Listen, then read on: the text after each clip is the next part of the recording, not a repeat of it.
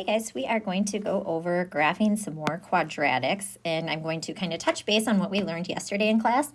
I had to kind of go quick through it, and we only had a chance to practice one problem, so we're going to do a different bunch of types today. We're going to use the zero product property, which we learned yesterday, to help us find x-intercepts, y-intercepts, the vertex, etc. So you guys should have out that graph paper packet from the sub and be trying these problems with me. All right, so a quick refresher from yesterday. Yesterday we learned about the zero product property. We learned that if you're multiplying two numbers and the product is 0, then one of these two needs to be 0. So if I already have a 5, it would need to be here, x equals 0. 5 times 0 is 0. And my second one of these two quantities would need to equal 0. So you need to figure out, well, what could I put in here for x so that this would equal 0? Well, if x was negative 1, I would get negative 1 plus 1, which is 0, and then times negative 1 minus 4, doesn't matter what that equals, it's 0. The other solution to this would be if I plugged in a 4, 4 minus 4 is 0, and then 0 times whatever this is still 0. Okay, so why does that help us? Well, if you guys remember, I talked about yesterday x-intercepts. All x-intercepts we talked about have a y-coordinate of 0. Okay, so like this could be 2 comma 0, negative 2 comma 0. Every x-intercept has a y-coordinate of 0. Y-intercepts, they all have an x-coordinate of 0. Okay, so again, here it could be like 0 comma negative 2 or something like that. Okay, again, this is all going to be helpful for graphing quadratics. So again, we're going to keep exploring graphs of quadratic functions. Today, you're going to be able to find the x-intercept, or x-intercepts, y-intercept, and the vertex in a parabola, and you should be able to graph it. All right, so let's go to our first one and try it out. So go to your first graph and write this equation down. Y equals x squared plus 6x plus 8. So hopefully, first thing you guys can quickly tell me is the y-intercept. Again, is if you plug in a 0 for x. Well, that would be 0 plus 8 gives me my y-intercept, which is 8. So I can go ahead and plot that on my graph right away. That would be right up here. Okay, so that's not going to help us. We need to find a few more things. So the next thing we learned that we could find were the x-intercepts. Okay, to do that, to find the x-intercepts, we're going to set y equal to 0. So we have 0 equals x squared plus 6x plus 8. Okay, now, we do not know how to solve an equation that looks like that, but in our last module, we learned that, hey, we could factor this, and I talked about this with you yesterday. So if we factor this, it's going to be able to be solved using the zero product property. So go ahead and take a second to factor that. Okay, on the top of my diamond, I get 8x squared. On the bottom, I get 6x. So what times what is 8? But when you add, you get 6. Okay, if you work that out, let's just see. I end up with 4x and 2x. So over here, it's going to be x plus 4 plus 2. Okay, now this was helpful because this is the zero product property. What could you put in there so that this equals 0? Okay, well, here I could plug in a negative 4. And here I could plug in a negative 2. That would make it 0. So now I have my two x-intercepts, okay, which are negative 2, 0. And negative 4, 0. Okay, so let's plot those. So here's negative 2, 0. Here's negative 4, 0. Okay. So then the next thing we talked about was, okay, well, that's 3 points. I know this parabola is going to be going up because it has a positive x squared, but I need to find the vertex. Well, we know the line of symmetry has to be between those two x-intercepts. So if I draw in my line of symmetry right here, okay, I know my vertex has to be at negative 3 comma something. Okay, to find the coordinate of that vertex, I'm going to plug it in the original equation. Okay, so I'm going to come up here. I'm going to do negative 3 squared plus 6 times negative 3 plus 8. So why don't you pause the video and go ahead and find that. All right, so when I plug that in, I end up with negative 1. So now that I have that, I can plot that. Okay, that would go right here. All right, now we also talked about you should be able to find one more point using the line of symmetry. So if I look at this, okay, this point up here is 3 spots, 1, 2, 3 away from the line of symmetry. So if I go 1, 2, 3 over, I can find another coordinate. I'll put that right here, 1, 2, 3 over. Okay, now I can go ahead and graph my parabola, which has 5 points. I'll extend it, put arrows on the end. You just graphed a quadratic.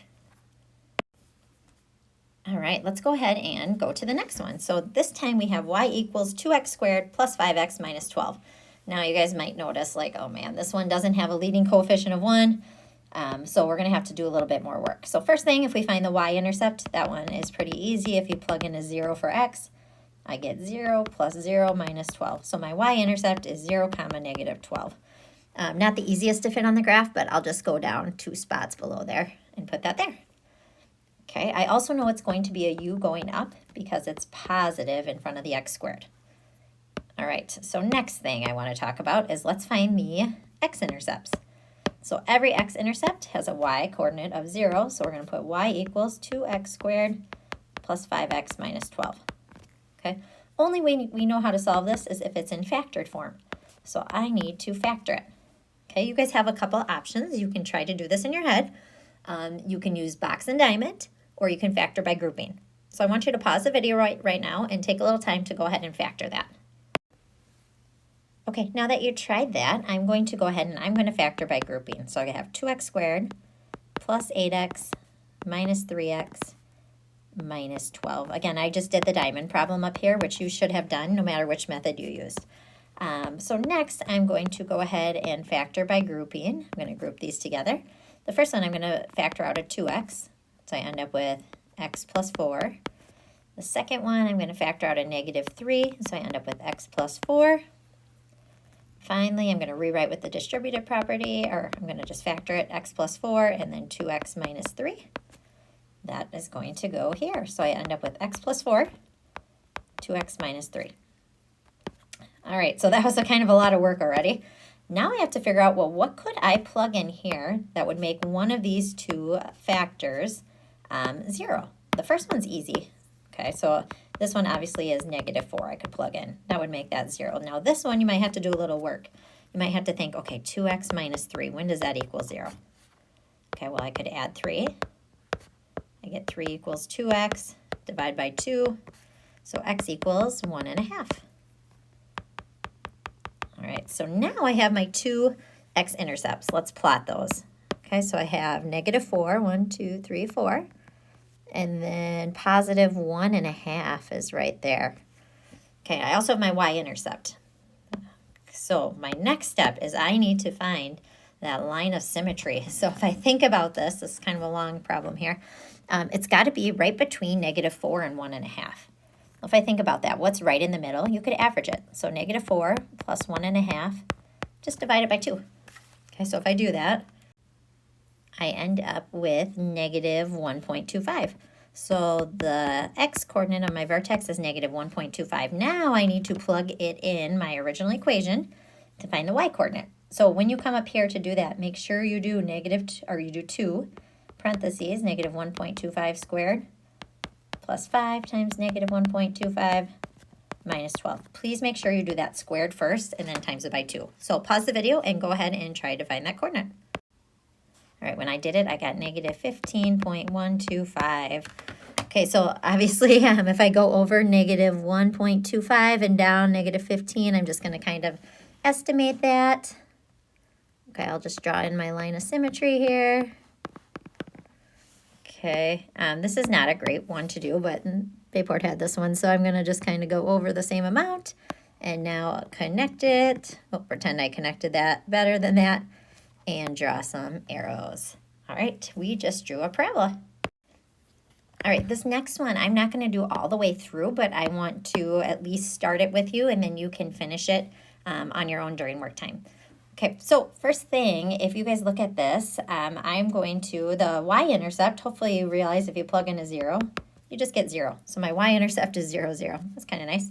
Okay, my x-intercepts, I need to go ahead and set y equal to 0. So I have 0 equals x squared plus 4x. Okay, again, we know how to solve these equations if they're in factored form, so I'm going to write it in factored form. So I'm going to do 0 equals just a reminder, you got to see if you can divide anything out. So looks like I can do x parentheses and then x plus 4. Now this looks a little bit easier. So what could you plug in for x that would make these equal 0? All right, well, I could definitely plug in a 0, okay? Or I could plug in a -4. So it looks like my x-intercept is 0 right on top of it and -4. 2, 3, 4. Okay, so it's kind of funny on this one. My y and my x-intercept are the same. Now we should be able to find the vertex. Okay, once you get the vertex, go ahead and sketch it, and then you can draw a parabola. Now, if you wanted one other point, actually, let's do this. It'll be quick. Right in the middle of those two x-intercepts is right here. It looks like it's -2. So -2 comma something. Go ahead, find me the vertex. Plug it in.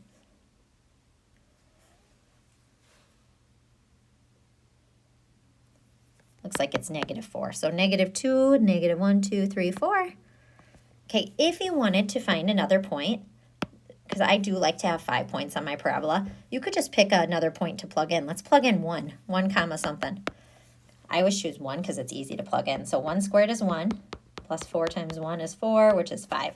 So now I have 1 comma 1, 2, 3, 4, 5. And then I can easily get the 1 across from it. 1, 2, 3 over, 1, 2, 3 over. Now I have 5 points on my parabola, which is what I would prefer that you always have if you can. Then you can draw some arrows and extend it. All right, we have 2 more to try. So this one is super important. So if you guys notice, it has a negative sign out front. Okay, so first thing, you can quickly find the y-intercept, which is 8. I'll just come list that down here.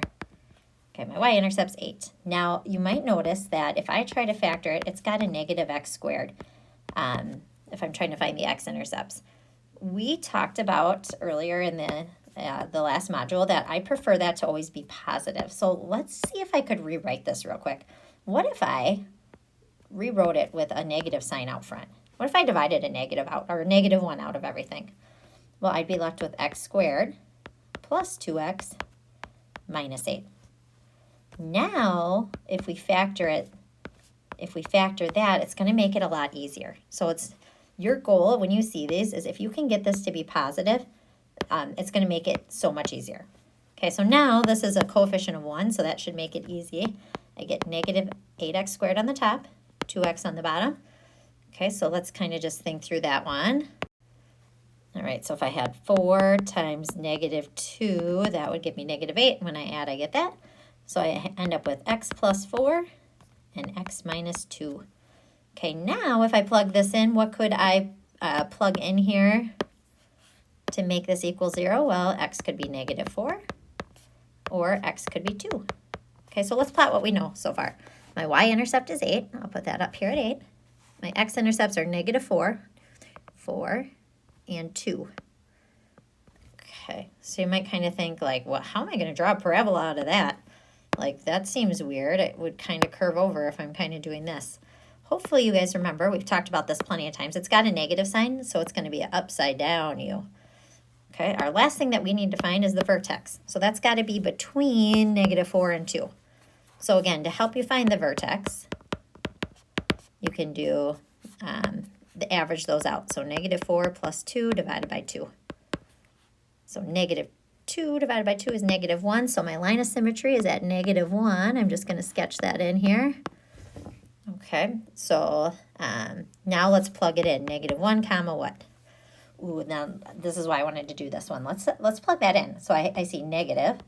X is -1 squared minus 2 times -1 plus 8. So when you're doing this, I'm going to do my -1 squared first. Negative times a negative is a positive 1, but there's that negative out front, so -1. -2 times -1 gives me plus 2 plus 8. Okay, if I do that, I end up with 9. So -1 comma 9 is my vertex right here, which makes sense. It should be higher, right? That's got to be the highest point. Then I can also get a point right across from my y-intercept, which is right here because of that line of symmetry. Okay, and then I'm going to connect it, curve it, and it goes down. If you guys look at this, remember this vertex is a maximum point because that's the highest it goes. All right, so what I'd like you to do is I want you to try This one, you can get together with a partner and try this one out. Could you find the x-intercept, the y-intercept, the vertex, the line of symmetry, and make sure you have 5 points on your graph? This one's already written in factored form, so it's a little bit different. Then whatever ones are left in your packet are your homework. So try the other ones that are left. Just a reminder, you also need to do the back of the balloon toss worksheet that I assigned you yesterday. So 2 things are going to be due tomorrow. This packet, you should have them all completed, and then the balloon worksheet. And then I'll answer any questions tomorrow. Lastly, hopefully you feel like you can find x-intercepts, y-intercepts, and the vertex in a parabola by writing it in intercept or factored form. That helps you find the x-intercepts.